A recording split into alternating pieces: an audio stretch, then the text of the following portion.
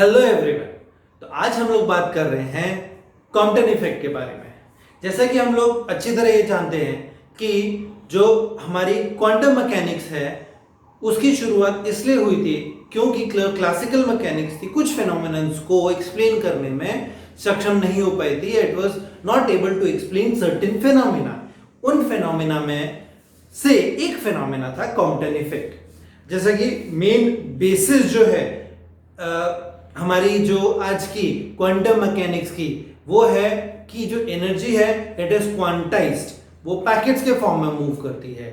वही सेम चीज या उसी चीज को आगे हेल्प में लेते हुए कॉम्पटन इफेक्ट जो है उसको एक्सप्लेन किया गया। क्यों? क्योंकि क्लासिकली कॉम्पटन इफेक्ट एक्सप्लेन नहीं हो पाया था with the help of classical mechanics. अगर क्वांटम मैकेनिक्स के बारे में बात करें तो क्वांटम मैकेनिक्स आगे जाके बहुत ज़्यादा हेल्पफुल रही बहुत सारे फिनोमेना को एक्सप्लेन करने में एंड हमारे साइंस को या फिजिक्स को इजी बनाने में। अब बात करते हैं डायरेक्टली कॉम्पटन इफेक्ट की। अब कॉम्पटन इफेक्ट एग्जैक्टली है क्या चीज? अब जैसे कि आप लोग ये डायग्राम देख पा रहे हैं, इस डायग्राम में सबसे पहले हमारे पास एक फोटोन है। अब वो फोटोन है एक पर्टिकुलर डायरेक्शन में मूव कर रहा है। अब इस फोटोन को इंसिडेंट करवाया एक इलेक्ट्रॉन के ऊपर। अब यहां पर ये जो सेंटर में है ये बैठा है एक इलेक्ट्रॉन। अब ये जो इलेक्ट्रॉन है, इलेक्ट्रॉन किसी एक सिस्टम में लूजली बाउंड इलेक्ट्रॉन है।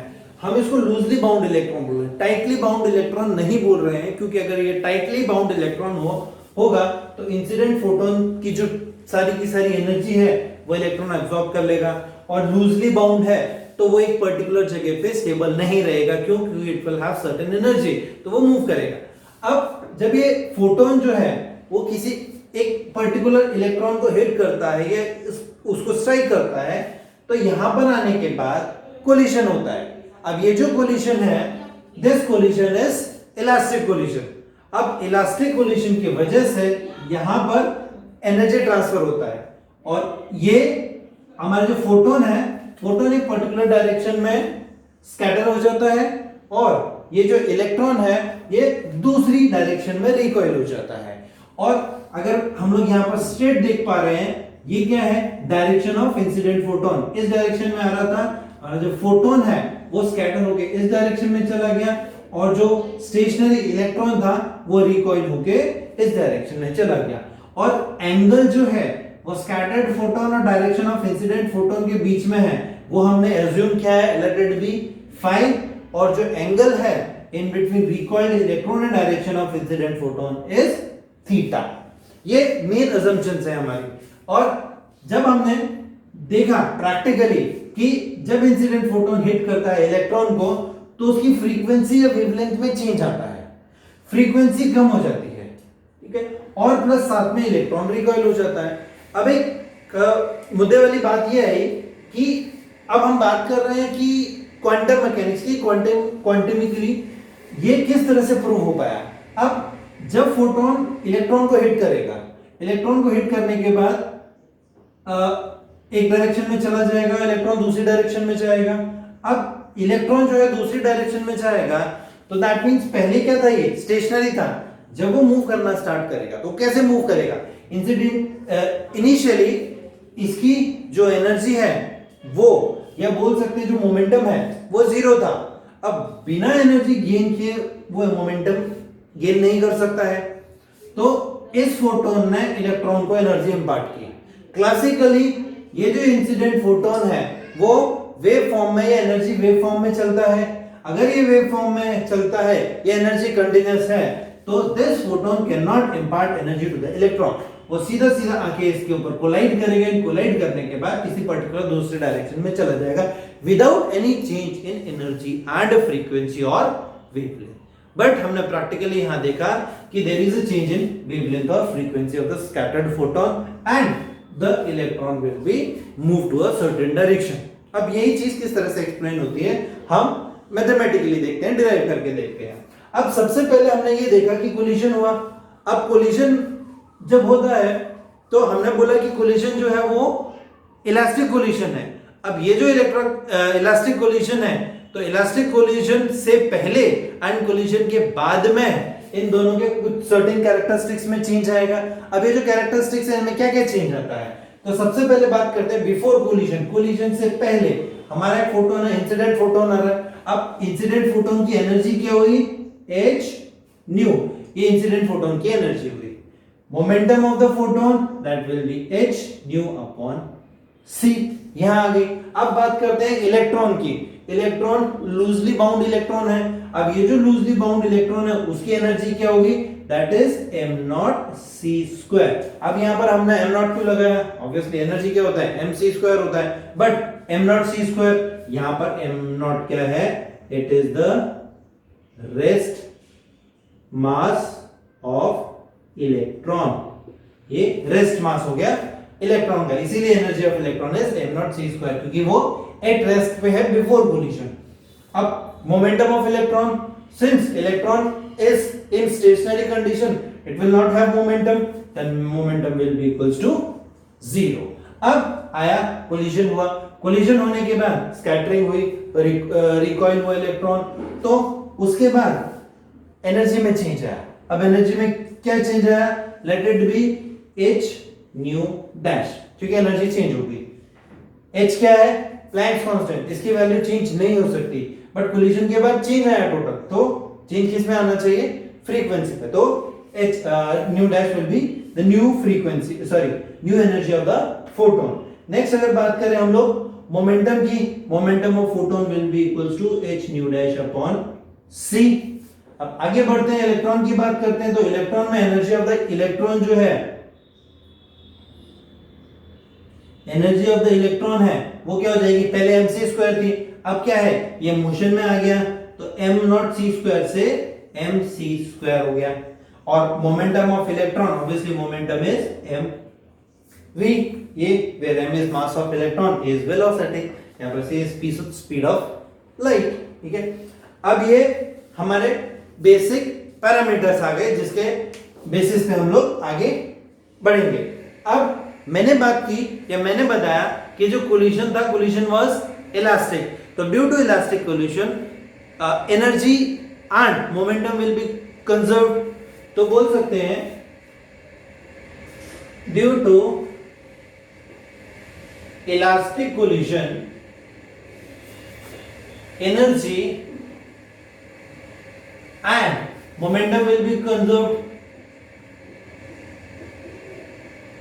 Momentum will be conserved.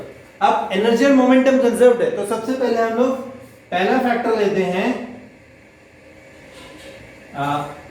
As per conservation of energy. Conservation of energy, that means energy before collision and energy after collision will be same. So that means the total energy before collision, energy of the photon and energy of the electron before collision, that will be h nu plus m0c² will be equals to energy after collision, energy of photon after collision is h nu dash plus energy of electron is mc². This is mc²। खत्म। अब मैंने क्या किया, यहां पर mc² यहां लिखा, बाकी इस h न्यू डैश को इस तरफ लेके गया, तो ये बचेगा h nu minus h nu dash plus mc²। अब मैंने इन दोनों को साथ में लिख लिया, तो ये हो गया mc² is equals to h nu minus h nu dash plus mc²। इसको मैं एज इट इज लिख सकता हूं।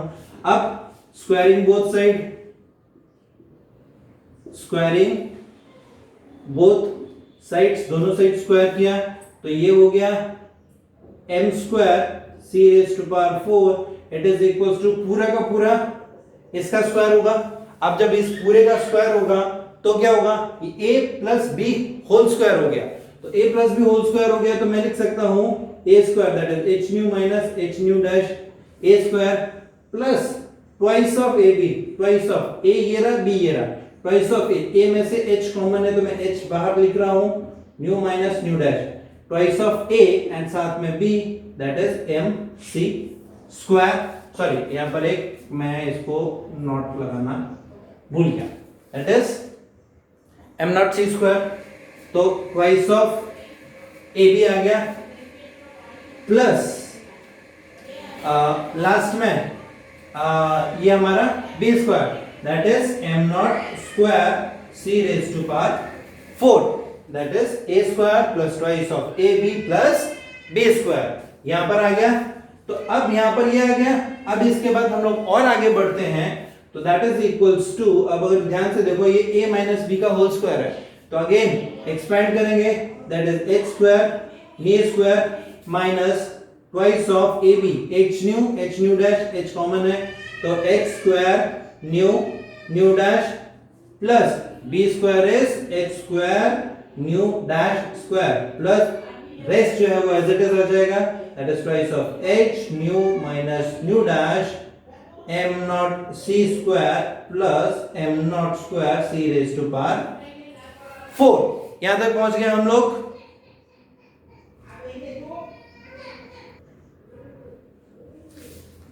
अब यहां पर ये हो गया हमारा m square c raise to power 4 की value, let it be equation number first. अब यहां पर हमारे पास ये इक्वेशन नंबर फर्स्ट इंपॉर्टेंट है, इसका काम हो गया है। हम यहां पर हमारी जो इक्वेशन है, इंपॉर्टेंट इक्वेशंस हैं, वो इक्वेशंस यहां पर हम लोग राइट डाउन कर रहे हैं। तो सबसे पहले हमारी इक्वेशन नंबर फर्स्ट है, equation number first is m square c raise to power 4, it is equals to h square nu square minus twice of h square nu dash plus h square nu dash square plus twice of h nu minus nu dash m not c square plus m not square c raise to power 4। ये हमारी equation number first हो गई, ये हमारी equation number first है, as it is equation number first. अब आगे बढ़ते हैं, यहां पर आ गया। अब ये तो था law of conservation of energy, यहां पर पहुंचे।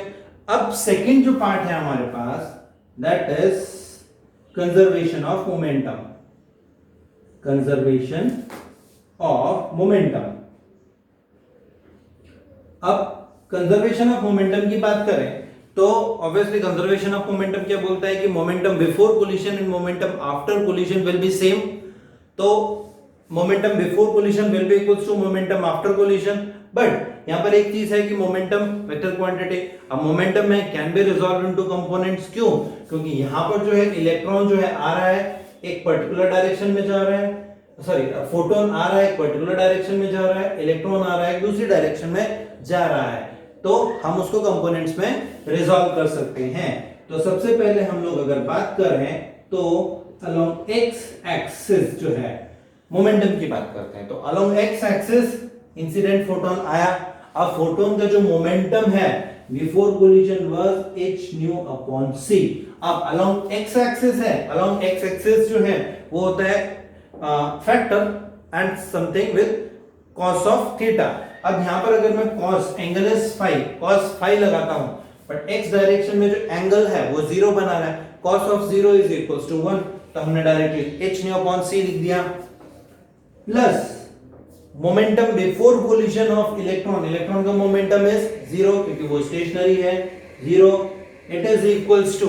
अब आगे बढ़ते हैं, ये हो गया बिफोर कोलिजन। अब आफ्टर कोलिजन की बात करें तो आफ्टर कोलिजन जो है इलेक्ट्रॉन सॉरी फोटोन इस डायरेक्शन में गया, तो h nu dash upon c cos of phi plus m last में मोमेंटम ऑफ इलेक्ट्रॉन mv साथ में cos ऑफ थीटा। ठीक है, अब इसको रीअरेंज करें, हम लिख सकते हैं इसको mv cos of theta it is equals to, इसको लेफ्ट हैंड साइड लेके चले गए तो ये हो गया h nu upon c minus of h nu dash upon c cos of phi।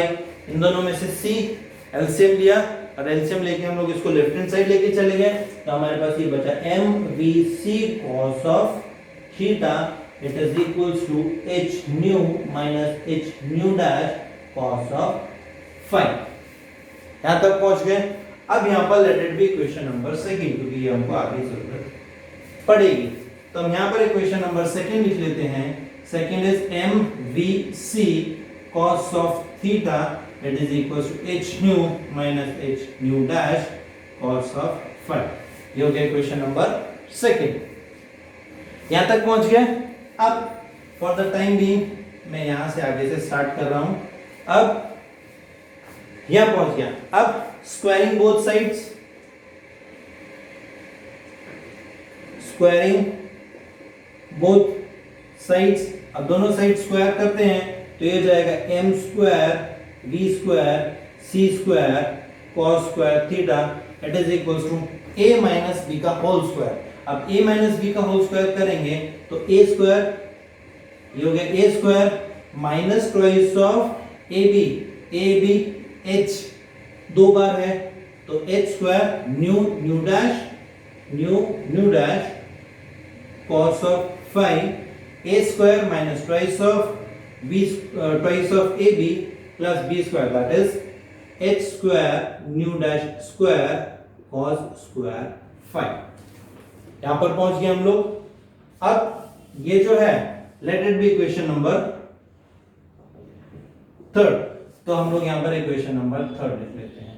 Third equation है m square v square c square cos square theta it is equals to h square nu square minus twice of h square nu dash cos of phi plus h square nu dash square cos square phi.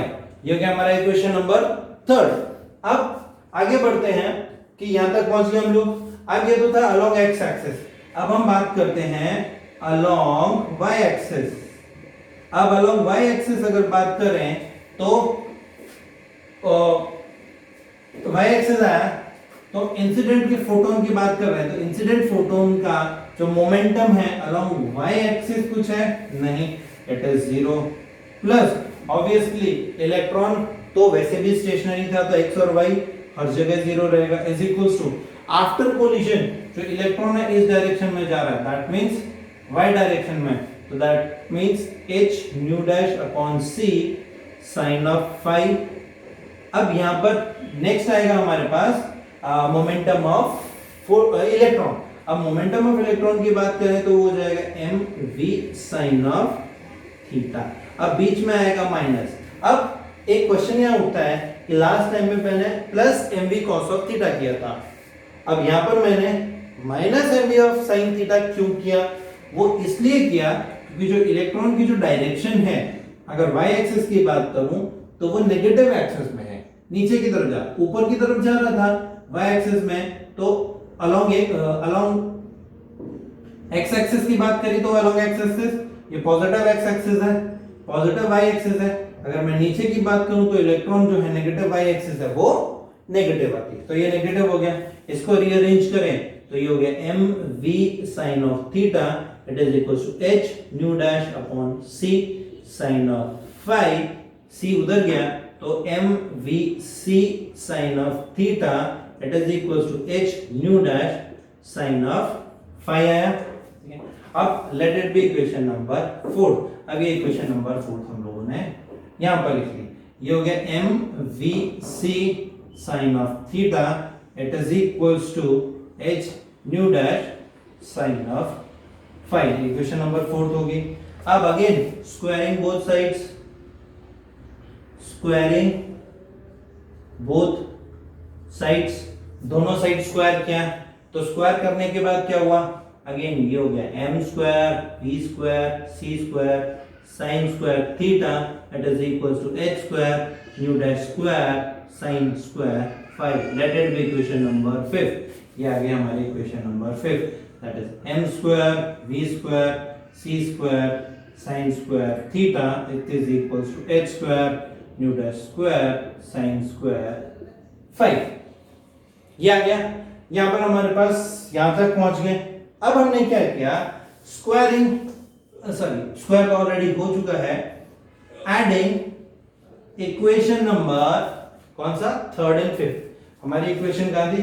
Third m square b square cos square theta और m square b square C square sine. Third and fifth को adding equation number third and fifth, third and fifth को add किया। जब equation number third and fifth को add करेंगे, ध्यान से left hand side में मैं यहां से ले रहा हूं, डायरेक्टली दिख जाएगी। लेफ्ट हैंड साइड में m square v square c square, m square v square c square, यहां पर cos square theta sin square theta. अब इन दोनों में से m square v square c square common आएगा, अंदर बचेगा हमारे पास cos square theta plus sin square theta. अब यहां पर ट्रिग्नोमेट्री यूज करो, trigonometric identity, sin square theta plus cos square theta equals to 1। तो हमारे पास लेफ्ट हैंड साइड में हमारे पास सिर्फ और सिर्फ बचेगा m square v square c square, it is equals to, अभी जो राइट हैंड साइड में जो बचा यहां पर आएगा हमारे पास पहला ये आ गया, that is h square nu square minus twice of h square nu dash h square nu dash cos of 5 plus h square nu dash square cos square 5। ये हो गया हमारा इक्वेशन नंबर थर्ड। अब इक्वेशन नंबर फिफ्थ में and के h square nu dash square sin square 5 ये आ गया। अब अगर ध्यान से देखो ये जो दोनों टर्म्स हैं कौन कौन सी, ये वाली टर्म्स,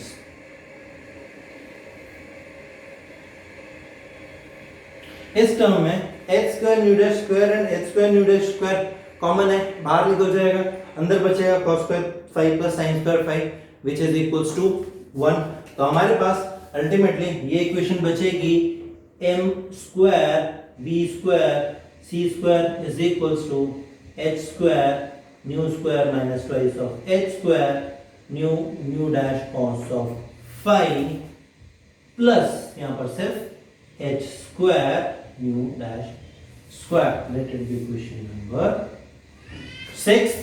अब इक्वेशन नंबर 6 उठाई हम लोगों ने, यहां पर आ गया हमारे पास m square v square c square is equals to h square nu square minus twice of h square nu dash cos of 5 plus h square nu dash square. यहां तक पहुंच गए हम लोग इक्वेशन नंबर 6 तक। अब आगे बढ़ते हैं हम लोग। अब आगे क्या किया हमारे पास m square c raise to power 4 and ये इक्वेशन नंबर 6, हम लोग इक्वेशन नंबर फर्स्ट एंड 6 को दोबारा यूज करेंगे। अब यहां पर हम लोग जब इक्वेशन नंबर फर्स्ट और 6 को यूज करेंगे तो एग्जैक्टली करेंगे तो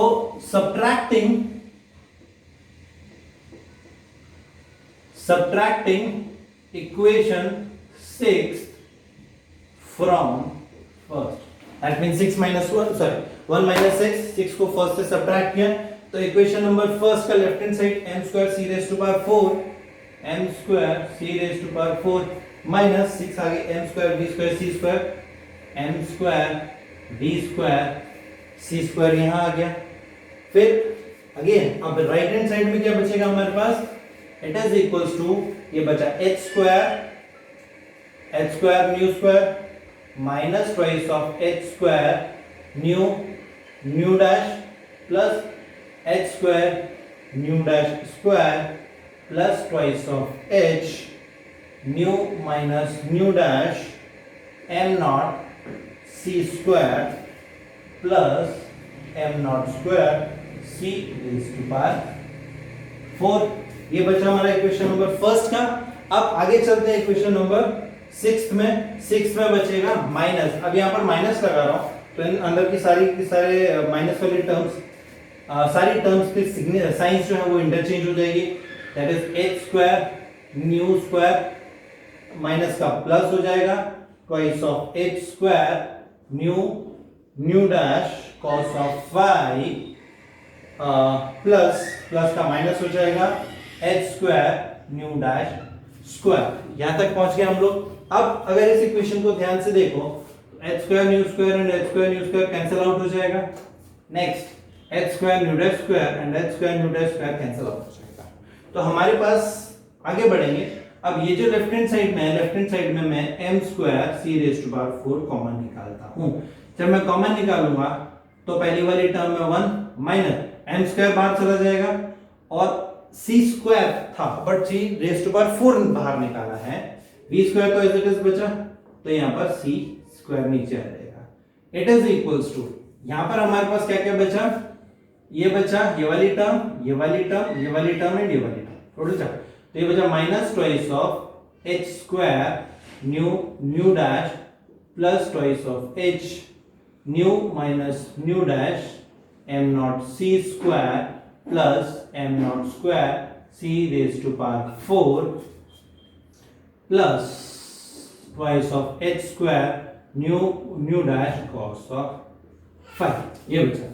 अब अगर ध्यान से देखो तो ये वाली टर्म, ये वाली कौन सी टर्म, ये वाली दोनों टर्म, फर्स्ट टर्म ये वाली एंड ये वाली टर्म, इन दोनों टर्म्स में twice of h square nu dash common है, हमने कॉमन बाहर निकाल दिया।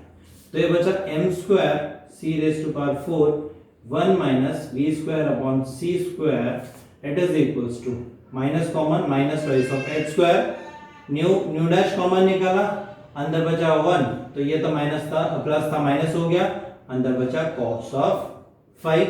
और दो टर्म कौन सी बची, ये दोनों, plus twice of h nu minus nu dash m not c square plus m not square c raise to power 4। यहां तक पहुंच गए। अब इस इक्वेशन में थोड़ी सी मॉडिफिकेशन करेंगे। क्या मॉडिफिकेशन करेंगे, as per the mass relativity. अब as per the relativistic mass formula,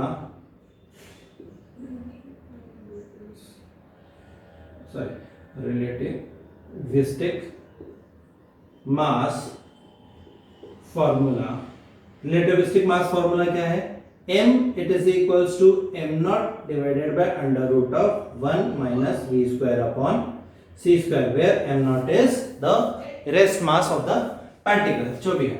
अब स्क्वायरिंग बोथ साइड, ये हो गया m square will be equals to m not square divided by इसका स्क्वायर किया 1 minus v square upon c square, cross multiply किया, ये हो जाएगा m square with in bracket 1 minus v square upon c square it is equals to m not square. यहां तक आ गया।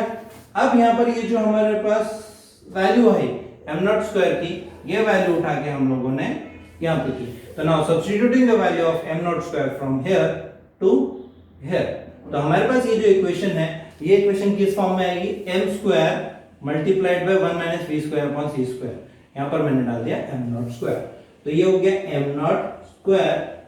नेक्स्ट साथ में है c raise to power 4 it is equals to, आगे बचा minus twice of h square nu dash 1 minus cos of 5, 1 minus cos of 5 plus twice of h nu minus nu dash m not c square plus m not square c raise to power 4। अब ध्यान दो, left hand side का ये और right hand side का ये cancel out हो जाएगा, एक टर्म को उठा के मैं लेफ्ट हैंड साइड लेके जाता हूं, तो अल्टीमेटली मेरे पास ये बचेगा कि twice of h nu minus nu dash m not c square will be equals to twice of h square nu dash 1 minus cos of 5। ये बचा। अब मैंने लेफ्ट हैंड साइड से twice of h and m not c square right hand side में denominator में लेके गया, और यहां से मैं nu dash left hand side में लेके आया, तो ये बचेगा न्यू माइनस न्यू डैश, बाकी सब चले गए, वहां से न्यू डैश इधर आया, इट इज इक्वल्स टू यहां पर ट्वाइस ऑफ h स्क्वायर पहले का था, यहां से मैं twice of h and m not c square लेके आया एंड 1 माइनस cos ऑफ 5 ये एज इट इज। तो यहां से 2 से 2 कैंसिल हो जाएगा, एक h से स्क्वायर कैंसिल हो जाएगा, तो हमारे पास अल्टीमेटली जो इक्वेशन बचेगी वो बचेगी nu minus nu dash divided by nu dash it is equals to h upon m not c square 1 minus cos of 5। ये इक्वेशन आई। अब इसको अगेन हम लोग आगे जाके रीअरेंज करेंगे। अब रीअरेंज करके फाइनल रिजल्ट पे आएंगे। अब जब इसको हम लोग रीअरेंज करेंगे, तो रीअरेंज करके सबसे पहले हम लोग ये जो लेफ्ट हैंड साइड है इसको सिंप्लीफाई करेंगे। जब लेफ्ट हैंड साइड को सिंप्लीफाई करेंगे तो हमारे पास बचेगा nu upon nu nu dash minus of nu dash upon nu nu dash is equals to h upon m not c square 1 minus cos of 5। Again simplify करो, ये nu से nu cancel, 1 upon nu dash minus ये 1 upon nu, क्योंकि nu dash से nu dash cancel हो जाएगा, will be equals to h upon m not c square and साथ में 1 माइनस कॉस ऑफ 5। नाउ अब ये जो है ये इक्वेशन, अब हमारे पास 6 इक्वेशन आई थी, late it be equation number 7। अब ऊपर से नहीं है तो इसको हम लोग एज इट इज यहां पर रहने देते हैं। अब ये जो इक्वेशन है, इस इक्वेशन को और सिंपलीफाई करेंगे क्या, by multiplying c on both the sides. अब दोनों साइड c मल्टीप्लाई किया तो c upon nu dash minus c upon nu, it is equals to h c divided by m not c square and साथ में 1 minus cos of 5 बचा। अब इस c से ये स्क्वायर कैंसिल आउट हो जाएगा, तो हमारे पास, और हमको ये पता है c upon nu, nu equals to c by lambda होता है, तो हम लोग बोल सकते हैं c by nu is lambda. तो ये हो जाएगा हमारा lambda dash minus lambda, it is equals to h upon m not c 1 minus cos of 5। ठीक है, या इसी इक्वेशन को हम लोग दूसरे फॉर्म में लिखें, del lambda it is equals to h upon m not c 1 minus cos of 5। ठीक है, ये जो इक्वेशन आई, ये इक्वेशन रिप्रेजेंट करती है, शो करती है कि what is the change in the wavelength. Wavelength में lambda dash, that means after collision and before collision जो वेवलेंथ है उसमें जो चेंज आया वो ये आया। तो ये जो है इस चीज को हम लोग, ये जो हमारे पास डेल लैम्डा है, इसको हम लोग बोलते हैं कॉम्पटन शिफ्ट। तो ये कॉम्पटन शिफ्ट आता है हमारे पास, तो डेल लैम्डा जो है this is known as Compton shift, और हम लोग del lambda it is equals to lambda c 1 minus cos of 5 भी लिख सकते हैं, where lambda c is equals to h upon m not c। और ये जो चीज है इसको हम लोग कॉम्पटन वेवलेंथ भी बोलते हैं, कॉम्पटन वेवलेंथ, इसको हम लोग कॉम्पटन वेवलेंथ भी बोलते हैं। ठीक है, तो ये जो है ये हमारा कॉम्पटन शिफ्ट का फॉर्मूला, ये कॉम्पटन इफेक्ट का फॉर्मूला लिखना, एक्सप्लेनेशन है कि किस तरह से जब कोलिजन होता है, इलास्टिक कोलिजन होता है, तो इलास्टिक कोलिजन के बाद जो वेवलेंथ में चेंज आता है, it is equal to h upon m not c 1 minus cos of 5। अगर इस इक्वेशन को हम लोग ध्यान से देखें, या ये वाली इक्वेशन को ध्यान से देखें, तो यहाँ पर क्या है, h is Planck's constant, m not is rest mass of electron, c is the speed of light and 1 is constant cos of something. अब यहाँ पर पूरा का पूरा जो है इक्वेशन जो है, ये चेंज इन वेवलेंथ जो है, या कॉम्पटन वेवलेंथ है, वो किसके ऊपर डिपेंड करती है, तो हम बोल सकते हैं कि जो कॉम्पटन शिफ्ट है, Compton shift depends only on angle of scattering,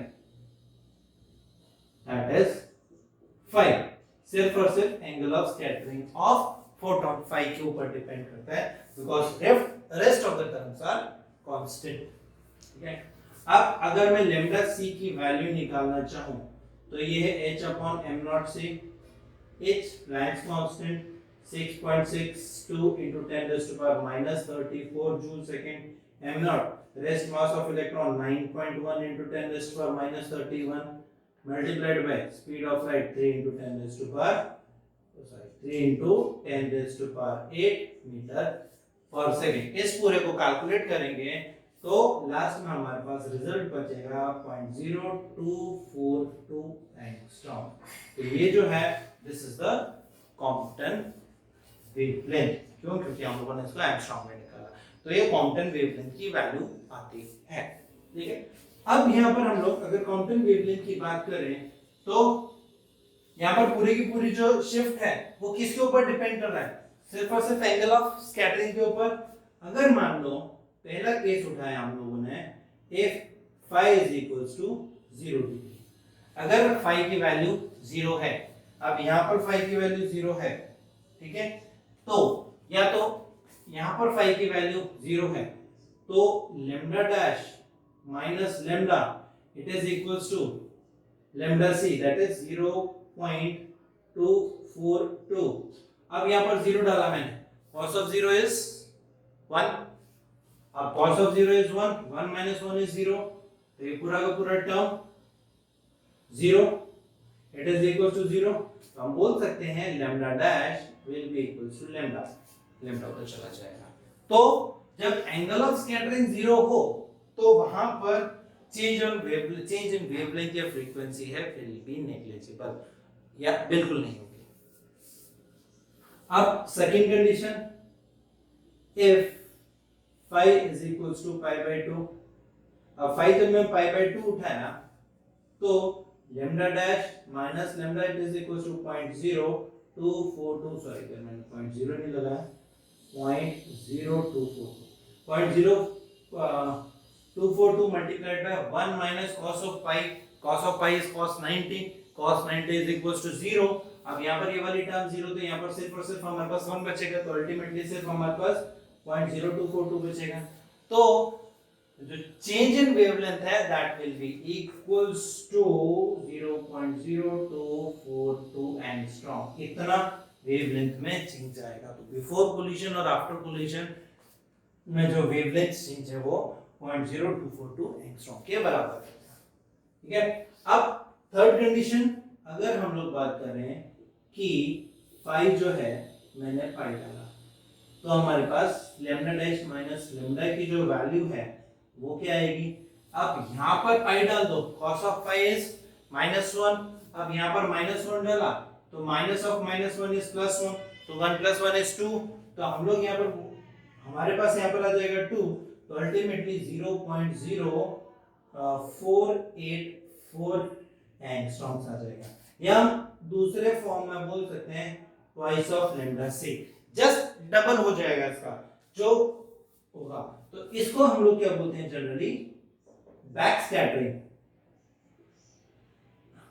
back scattering क्यों, क्योंकि ये जो फाई है ये 180 डिग्री है, तो आएगा कोलाइड करेंगे ये वापस चला जाएगा, तो जब ये वापस आएगा रिवर्स कोलिजन की बैक स्कैटरिंग हो रही है, उस स्टेज में जो वेवलेंथ है वो मैक्सिमम होगा that is twice of lambda, और जब ये 90 डिग्री ऊपर की तरफ जाएगा that at that time that will be equals to 0.0242 angstrom, ठीक है।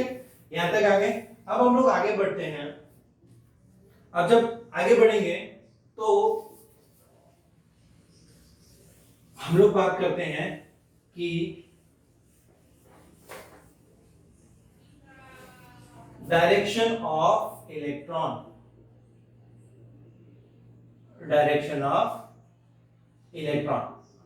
कि इलेक्ट्रॉन किस डायरेक्शन में जाएगा, ठीक है। अब हमारे पास दो इक्वेशन थी, equation number second and equation number fourth. तो from equation number second and equation number fourth, equation number second और फोर्थ से क्या उठाया हम लोगों ने, ये उठाया mvc sin of theta divided by mvc cos of theta, ये दोनों उठाया, न्यूमरेटर डिवाइडेड बाय डिनोमिनेटर। अब mvc sin theta is h nu dash sin of phi divided by mvc, equation number 4 क्या होगी, it is h nu minus h nu dash cos of phi, h nu minus h nu dash cos of phi, ये आ गया हमारे पास। अब यहाँ पर mvc और mvc कैंसिल आउट हो जाएगा, sin upon cos is tan, तो ये बचेगा tan of theta, it is equals to, अब यहाँ से डिनोमिनेटर में से हम लोगों ने h कॉमन निकाला, तो ये बचेगा h nu dash sine of phi divided by h nu minus nu dash cos of phi बचा, h से h कैंसिल हो गया, तो हमारे पास ये बचा tan of theta, it is equals to nu dash sine of phi divided by nu minus nu dash cos of phi, now dividing right hand side by nu dash on both numerator and denominator, तो हमारे पास ultimately ये tan of theta will be equals to, ऊपर divide किया तो nu dash cancel, ये बचेगा sin of phi, denominator में क्या है तो nu upon nu dash minus nu dash upon nu dash is 1, तो ये cos ऑफ फाई। यहां तक पहुंच, अब यहां तक पहुंचने के बाद हमारे पास ये वाली जो टर्म है, इस टर्म की हम लोग वैल्यू सब्स्टिट्यूट करेंगे, कहां से, फ्रॉम इक्वेशन नंबर 7 से।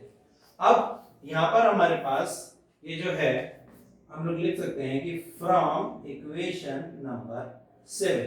अब इक्वेशन नंबर 7 क्या है हमारे पास, ये रही। अब 7 में हम लोगों ने क्या किया, अगेन इक्वेशन 7 लिख लेते हैं, 1 upon nu dash minus 1 upon nu that is equals to h upon m not c square 1 minus cos of 5। अब अगेन लेफ्ट हैंड साइड में राइट हैंड साइड में मल्टीप्लाइड बाय न्यू, तो अब जब nu करेंगे तो nu upon nu dash minus of nu upon nu is 1, it is equals to h nu upon m not c square 1 minus cos of 5 बचा है यहां पर, ठीक है। अब ये 1 है, 1 उठा के राइट हैंड साइड में लेके गए, तो ये nu upon nu dash it is equals to 1 plus h nu divided by m not c square 1 minus cos of 5।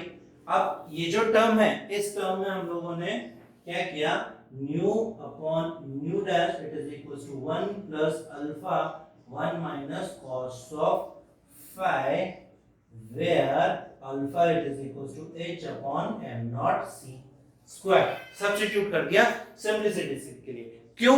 क्योंकि यहाँ पर अगर ध्यान से देखो कि सारी की सारी चीजें लगभग कांस्टेंट के आसपास आ जाती है, या सिंपलिसिटी के लिए सिर्फ फ्रीक्वेंसी है न्यू है जिसमें चेंज आ रहा है, अदरवाइज सारी की सारी टर्म्स एग्जैक्टली सेम है। तो अब यहाँ पर क्या है, कांस्टेंट है। अब यहाँ पर हम लोग क्या करेंगे, अब ये जो हमारी इक्वेशन नंबर 7 है, हम लोग इक्वेशन नंबर 7 को यहाँ पर लिख लेंगे ताकि हम लोग बाकी स्पेस यूज करें। तो ये हो गया, ये हो जाएगा हमारे पास equation number 7 nu upon nu dash, directly वहां से आता है nu upon nu dash is equals to 1 plus alpha 1 minus cos of 5। ये हो गया हमारे इक्वेशन नंबर, सॉरी इसको हम लोग इक्वेशन नंबर 8 ले लेते हैं ताकि हमको बार बार ना करना पड़े। इक्वेशन नंबर 8 यहाँ पर आ गया हमारे पास 1 plus alpha 1 minus cos of 5। यहाँ तक पहुंच गए। अब आगे बढ़ते हैं कि ये आ गया। अब substituting the value of nu upon nu dash from equation number 8 in tan of theta, so we have tan theta is equals to, ये जो tan theta की जो वैल्यू है वो tan theta की वैल्यू क्या बचेगी, it is equals to sin of phi divided by new upon new dash की value it is 1 plus alpha 1 minus cos of phi and साथ में बचा minus cos of phi। Bracket open किया, this is equals to sin phi divided by 1 plus bracket open किया alpha minus of alpha cos phi minus cos phi। अब rearrange किया denominator को, तो हमारे पास ये बचा sin phi divided by 1 minus cos of phi plus alpha and alpha cos phi। तो इसमें से अगेन हम लोगों ने अल्फा कॉमन निकाल लिया, तो ये बचा 1 माइनस cos ऑफ phi। तो अब यहाँ पर ये डायरेक्ट हम लोग यहाँ पर भी रीअरेंज कर सकते थे, 1 माइनस cos ऑफ phi आगे लिख लिया। तो एक काम करते हैं, ये रहने देते हैं, इसको डायरेक्टली एज इट इज लिख लेते हैं। इसको रीअरेंज किया तो ये हो गया हमारे पास sin of phi divided by 1 minus cos of phi plus alpha 1 minus cos of 5। अब इस वाली टर्म और इस वाली टर्म को ध्यान से देखो तो 1 माइनस cos ऑफ 5 हम लोग कॉमन निकाल सकते हैं, तो बाहर आ गया, this is equals to sin phi divided by 1 minus cos phi common निकाला, अंदर बचा यहाँ पर 1 प्लस अल्फा, ये कॉमन निकला हमारे पास। अब यहाँ पर आने के बाद हम लोग क्या करेंगे कि ट्रिग्नोमेट्रिक आइडेंटिटी यूज करेंगे। क्यों? क्योंकि सिंप्लिसिटी के लिए। सिंस वी नो दैट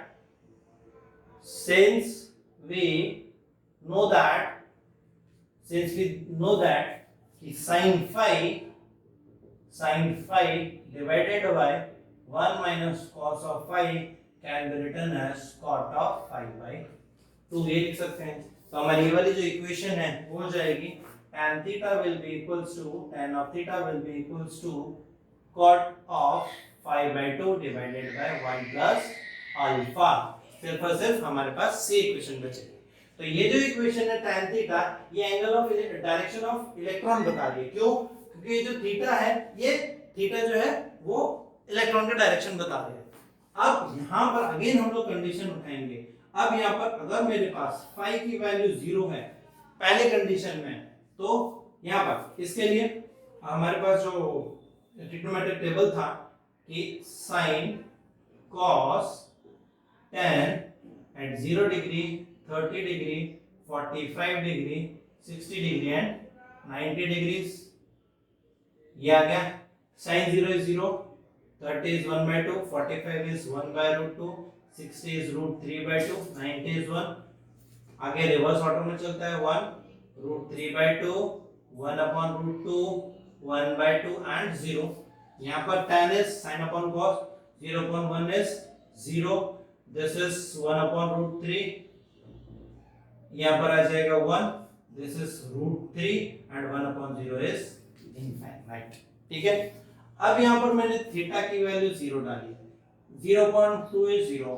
अब cot 0 की बात करें तो यहाँ पर cot 0 क्या आ जाएगा? cot is cos upon sin। अब cos upon sin 1 upon 0 is infinity। ठीक है। तो ये ऊपर की जो वैल्यू है, ये वैल्यू तो पहले क्या है? कांस्टेंट है, बाहर आ गई। cot 5 by 2 इनफाइनाइट, तो पूरी की पूरी टर्म इनफाइनाइट। तो tan थीटा जो है will be equals to infinite. अब tan थीटा इनफाइनाइट कब होती है? tan of 90 पे। तो tan theta it is equals to tan pi by 2। तो उस केस में थीटा जो है वो pi by 2 पे आया। तो जब phi 0 है, दैट मींस ये 0 है, सीधे डायरेक्शन में जा रहा है, तो जो इलेक्ट्रॉन है वो pi by 2 90 डायरेक्शन, 90 इस डायरेक्शन में मूव करेगा। इसी में सेकंड कंडीशन उठाते हैं हम लोग, phi is equals to pi by 2। अब phi pi by 2 है तो tan थीटा की वैल्यू क्या आ जाएगी? यहाँ पर pi by 2 डाला, pi by 2 तो ये हो गया pi by 4। अब cot of pi by 4, अब pi by 4 is 45 degree, 1 upon 2, 1 upon root 2, 1 upon root 2। अब cos upon sin करें तो अगेन 1 आएगा, तो tan थीटा में जो वैल्यू है वो इक्वल्स टू 1 आएगी। तो ये ऊपर वाली cot of theta 2 की वैल्यू जो है that will equal to 1 divided by 1 plus alpha. ये हमारे पास आया tan theta when phi is pi by 2। अब थर्ड कंडीशन लेके आते हैं हम लोग, phi is equals to pi। अब phi जब हम लोग pi की pi डालेंगे तो यहाँ पर pi डाला, अब pi upon 2 is 90। अब cot 90 कितना हो जाएगा? अब cot 90 की बात करते हैं तो 0 upon 1 is 0। अब tan 0 कहाँ होता है? 0 पे होता है। तो इस कंडीशन में हम लोग बोल सकते हैं कि tan theta is equals to tan of 0, that means theta will be equals to 0 degree। तो जब बैक स्कैटरिंग हो रहा है तो जो थीटा की वैल्यू है, जो रिपेल इलेक्ट्रॉन है वो इसी डायरेक्शन में मूव करेगा। तो ये था हमारा डायरेक्शन ऑफ इलेक्ट्रॉन। अब बात करते हैं हम लोग एनर्जी ऑफ इलेक्ट्रॉन की। Energy of electron, energy of electron की बात करते हैं। अब रेस्ट इसकी जरूरत नहीं है फिलहाल, इसको हम लोग रब कर देते हैं। अब हम लोग एनर्जी ऑफ इलेक्ट्रॉन की बात करते हैं। अब यहाँ पर जो एनर्जी ऑफ इलेक्ट्रॉन है वो क्या होगी, इलेक्ट्रॉन को कितनी एनर्जी मिलेगी, यहाँ पर फोटोन आया, इसके पास कुछ एनर्जी है, इसने अपनी एनर्जी इंपार्ट कर दी, कुछ एनर्जी इंपार्ट की रिक्वायर्ड इलेक्ट्रॉन को और अपनी एनर्जी में चेंज है, चला गया। इसकी एनर्जी कितनी है h न्यू, इसकी एनर्जी कितनी है h न्यू डैश। जो भी चेंज इन एनर्जी आया वो एनर्जी होगी हमारी किसकी, रिक्वायर्ड इलेक्ट्रॉन की। तो एनर्जी पहले किसके पास ज्यादा थी, इलेक्ट्रॉन के पास, फिर बाद में वो एनर्जी देने के बाद क्योंकि इलेक्ट्रॉन को एनर्जी कुछ इंपार्ट की तो इसकी एनर्जी कम हो जाएगी। तो हम बोल सकते हैं जो काइनेटिक एनर्जी है इलेक्ट्रॉन की या एनर्जी है इलेक्ट्रॉन की, that will be equals to h nu minus h nu dash। Photon के बिफोर कोलिशन और आफ्टर कोलिशन का जो डिफरेंस है, जो चेंज है वो चेंज या। तो अब यहां से हम लोग h nu अगर कॉमन निकालें तो हम अंदर बचेगा 1 minus nu dash upon new. अब यहाँ पर न्यू डैश अपॉन न्यू बचा हमारे पास। अब हम लोगों ने इक्वेशन नंबर 8 हो गया, न्यू अपॉन न्यू डैश है। तो फ्रॉम इक्वेशन नंबर 8 हमारे पास न्यू डैश अपॉन न्यू जो है वो क्या लिख सकते हैं, न्यू डैश अपॉन न्यू जो है बिल्कुल रिवर्स हो गया ये, तो 1 अपॉन हो जाएगा, that will be equals to 1 upon 1 plus alpha into 1 minus cos of phi। Now substituting the value of nu upon nu dash in this equation, तो हमारे पास जो है e की वैल्यू है that will be equals to h nu 1 minus nu dash upon nu, ये हो जाएगा 1 upon 1 plus alpha 1 minus cos of phi, ये आ गया। This is equals to, simplify करो इसको, सिंप्लीफिकेशन में सीधा हम लोगों ने एलसीएम लिया तो 1 plus alpha 1 minus cos of phi आया और ऊपर 1 plus alpha 1 minus cos of phi minus of 1 आया, 1 से 1 कैंसिल आउट हो गया, हमारे पास सिर्फ मिडिल टर्म बची। This is equals to h nu, ऊपर बचा alpha 1 minus cos of phi divided by 1 plus alpha 1 minus cos of phi। या सिंपल टर्म्स में हम लोग क्या लिख सकते हैं, this is equals to numerator में हमारे पास h nu alpha 1 minus cos of phi आया divided by 1 plus alpha 1 minus cos of phi आया। ये जो है ये इक्वेशन आई, ये इक्वेशन क्या बता रही है, this equation tells us about the energy of electron।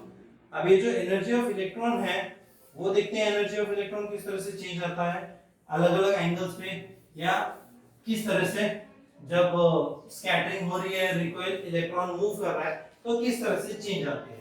तो अगेन पहले कंडीशन में for phi is equals to 0, अब यहाँ पर मैंने phi is equals to 0 डाला, तो phi is equals to 0 डाला तो जो k की वैल्यू वो क्या आएगी, अब phi मैंने 0 डाला तो cos of 0 is 1, 1 minus 1 is 0, ये पूरी की पूरी टर्म 0, अब डिनोमिनेटर में कुछ भी है तो 0 डिवाइडेड बाय 0 is 0, तो टोटल काइनेटिक एनर्जी की value will be equals to 0। अब नेक्स्ट सेकंड कंडीशन उठाते हैं, for phi is equals to pi by 2। अब यहाँ पर मैं phi में pi by 2 डाल रहा हूँ, अब pi by 2 cos pi by 2 is cos 90 is 0, 1 minus 0 is 1। अब यहाँ पर न्यूमरेटर में h न्यू अल्फा आ गया, अब डिनोमिनेटर में भी same cos phi is 0, that means cos 90 is 0, तो यहाँ पर 1 बचा, डिनोमिनेटर में 1 plus अल्फा। तो यहाँ पर k की वैल्यू है k will be equals to h nu alpha divided by 1 plus alpha, क्योंकि सेकंड टर्म पूरी की पूरी 1 बची। अब थर्ड कंडीशन जो आती है हमारी, for phi is equals to pi। अब phi is equals to pi की बात करें तो यहाँ पर मैं pi डाला, अब phi की वैल्यू अगर हम लोगों ने pi डाला तो cos phi is -1, minus minus plus, तो 1 plus 1 is 2, न्यूमरेटर में अगेन इसकी वैल्यू 2 तो नीचे वाले की भी वैल्यू 2, तो बचेगा twice of h nu alpha and k is equals to twice of h nu alpha divided by 1 plus twice of alpha. ये बचेगी एनर्जी जब बैक स्कैटरिंग है। अब हमने ऑलरेडी पहले बोला था कि यहाँ पर और यहाँ पर बेसिक डिफरेंस क्या है, इसका ट्वाइस हो जाता है। तो जब इलेक्ट्रॉन इधर जा रहा है, जब सीधा जा रहा है, तो एनर्जी उसने इंपार्ट नहीं की इलेक्ट्रॉन को, सीधा सीधा इंसिडेंट फोटोन सीधा चला गया। जब 90 डिग्री पे रिकॉइल हुआ तो h q alpha upon 1 plus alpha हुआ, और जब बैक स्कैटरिंग हो रही है तो उस केस में जो पाई बाय 2 था, पाई बाय 2 का जस्ट डबल हो जाता है, ट्वाइस, जैसे हम लोगों ने लैम्डा में देखा था, ट्वाइस ऑफ लैम्डा c हो जाता है। यहां पर हो गया। अब लास्ट जो पोर्शन हमारा बचा है, अब ये तो था हमारा एनर्जी ऑफ इलेक्ट्रॉन। अब नेक्स्ट बात करते हैं हम लोग frequency and energy of photon. अब हम लोगों ने ये तो देख लिया कि फोटोन की फ्रीक्वेंसी या वेवलेंथ में चेंज आता है, एनर्जी में चेंज आता है, बट किस तरह से चेंज आता है वो हम लोग देखते हैं। अब हमारे पास जो इक्वेशन नंबर 8 है, सॉरी जो इक्वेशन नंबर 7 थी, इक्वेशन नंबर 8, इक्वेशन नंबर 7, अब इक्वेशन नंबर 8 उठाते हैं हमारे पास। इक्वेशन नंबर 8 है हमारे पास nu upon nu dash is equals to 1 plus alpha 1 minus cos of 5। यहां पर बचा। अब हमको न्यू डैश लेना है, अब हम इसको रिवर्स कर रहे हैं, तो nu dash upon nu will be equals to 1 divided by 1 plus alpha 1 minus cos of 5। यहां पर आया।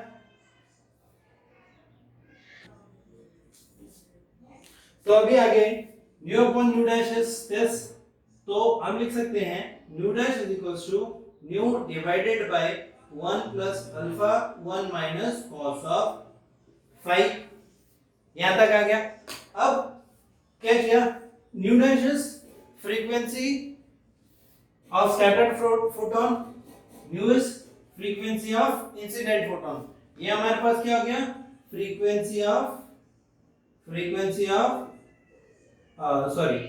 Incident photon, frequency of incident photon. अब multiplying by h on both the sides, तो ये हो गया h nu dash will be equals to h nu divided by 1 plus alpha 1 minus cos of 5। यहां पर बचा। अब h न्यू डैश क्या है, it is the energy of incident photon. ये हो गया h न्यू डैश, और h न्यू हो गया एनर्जी ऑफ h न्यू हो गया energy of incident photon, and h nu dash is energy of scattered photon. अब यहां पर अगर हम अगेन कंडीशन डालते हैं, now if for phi is equals to 0 degree, अब phi 0 डालता हूं तो फ्रीक्वेंसी में देखते हैं क्या चेंज आता है। अब phi की वैल्यू मैंने 0 डाली, cos of 0 is 1, 1 minus 1 is 0, ये टर्म 0, नीचे सिर्फ 1 बचा, that will be equals to new, तो new dash will be equals to new। अब नेक्स्ट बात करते हैं सेम h new dash में, तो h new dash में क्या होगा, cos 0 is 1, 1 minus 1 is 0, ये वाली टर्म 0, तो h nu upon 1 is h new, तो ये h न्यू। तो जब phi is equals to 0 है, दैट मींस यहां पर स्कैटरिंग नहीं हो रही है, सीधी सीधी डायरेक्शन में जा रहा है इंसिडेंट फोटोन, तो उस केस में there will not be any change in the frequency and energy of incident photon, वो एज इट इज रहेगी।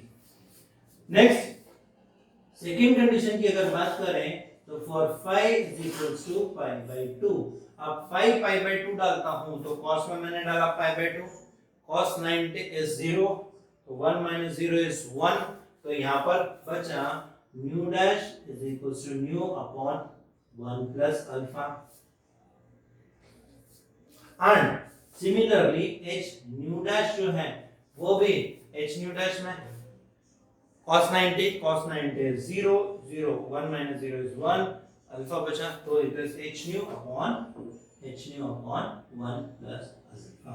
अगर ध्यान से देखें तो 1 plus alpha कांस्टेंट वैल्यू हो गई, 1 divided bye something greater than 1, जो चीज आएगी वो पॉइंट्स में आएगी, वो उस पॉइंट्स को अगर मैं h nu से मल्टीप्लाई करता हूं तो ये जो टर्म है h nu डैश टर्म वो h nu से छोटी हो जाएगी, तो अल्टीमेटली जो h न्यू डैश है वो कम हो जाएगा। सिमिलरली जो न्यू डैश है वो भी nu upon some value which is greater than 1, तो अगेन ये जो फैक्टर है वो पॉइंट्स में आएगा, वो पॉइंट मल्टीप्लाइड बाय न्यू, तो वो न्यू को कम कर देगा, तो न्यू डैश की वैल्यू कम हो जाएगी, तो अल्टीमेटली हम बोल सकते हैं कि जो फ्रीक्वेंसी है वो भी कम हो जाएगी। तो इन द केस जब यहाँ पर जो है क्या बोलते हैं 5, जब ये पाई बाय 2 पे जा रहा है तो उस केस में जो फ्रीक्वेंसी है इसकी फ्रीक्वेंसी कम हो जाएगी एंड इसकी एनर्जी भी कम हो जाएगी, दोनों केस। अब लास्ट वाला अगर मैं कंडीशन, लास्ट वाली कंडीशन उठाता हूं for pi 5 is equals to pi. अब यहां पर मैंने पाई सब्स्टिट्यूट किया, cos pi is -1, 1 minus of -1 is 1 plus 1 2, तो ये twice of alpha हो गया, तो जो न्यू डैश की वैल्यू है that will be equals to nu upon 1 plus twice of alpha। Similarly h nu dash जो है वो h nu upon pi -1 minus minus sorry इधर -1 minus minus plus 1 plus 1 is 2, this is twice alpha, h new upon 1 plus twice of alpha। तो again यहाँ पर इस direction में भी या इस कंडीशन में भी देखते हैं तो यहाँ पर twice of alpha है, तो फैक्टर बड़ा हो गया, 1 में कुछ ज्यादा ऐड हुआ, तो जो पॉइंट है और कम हो जाएगा, और जो न्यू की वैल्यू है उसको वो और छोटी कर देगा, तो अल्टीमेटली न्यू डैश की वैल्यू और ज्यादा छोटी हो जाएगी। सिमिलरली यहाँ पर जो एनर्जी की वैल्यू है वो भी और ज्यादा कम हो जाएगी।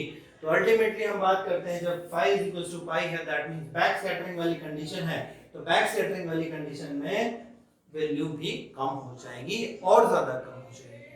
तो हम बोल सकते हैं कि apart from phi is equals to 0 degree, that means कोई स्कैटरिंग नहीं हो रही, सेम डायरेक्शन में जा रहा है, उसके अलावा बाकी जितने एंगल्स जैसे जैसे इंक्रीज होते हैं वैल्यू जो है फ्रीक्वेंसी की एंड एनर्जी की डिक्रीज होती है। किसकी?